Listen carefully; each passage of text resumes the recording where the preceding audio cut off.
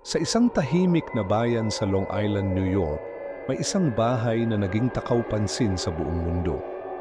Ang bahay na ito ay nagsilbing saksi sa isang trahedya na hindi matitinag ang kasaysayan, ang bahay ng Amityville.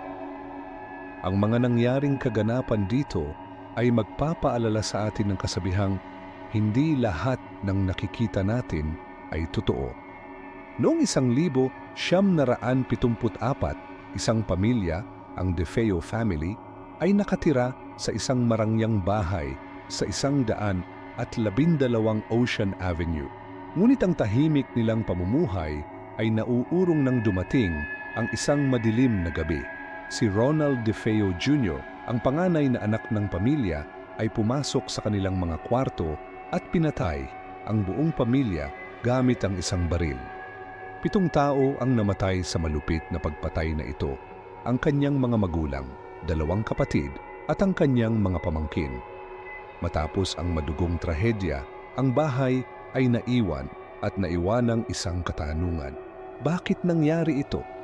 Pagkalipas ng ilang buwan, isang bagong pamilya, ang Lutz family, ang lumipat sa bahay na ito. Hindi nila alam na ang lugar na ito ay hindi simpleng bahay lamang. Ang bahay ay may kasaysayan ng dugo at ang kasaysayan na iyon ay muling magbabalik. Bago pa man magsimula ang kanilang bagong buhay, sa loob ng bahay, nagsimulang magpakita ang mga kakaibang bagay. Una, isang hindi maipaliwanag na amoy ng kasuklam-suklam na amoy na parang may namatay na hayop sa loob ng bahay.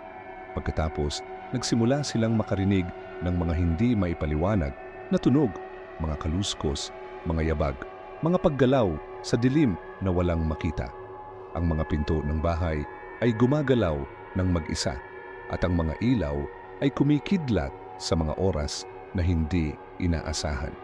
Ngunit hindi lang iyon. Isang gabi, habang natutulog ang pamilya, si George Lutz ay nagising at nakaramdam ng malamig na hangin.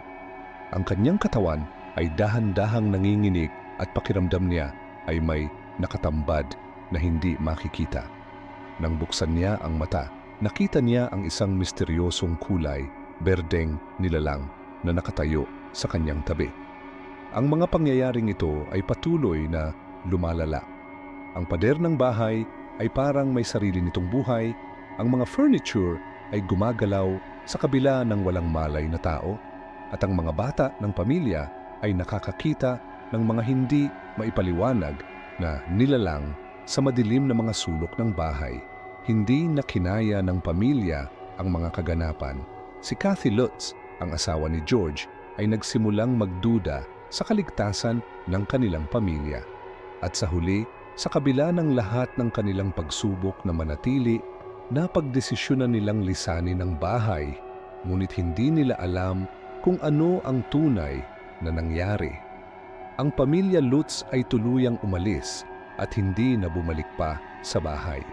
Hanggang ngayon, hindi pa rin malinaw kung ano ang sanhi ng mga kakaibang pangyayari.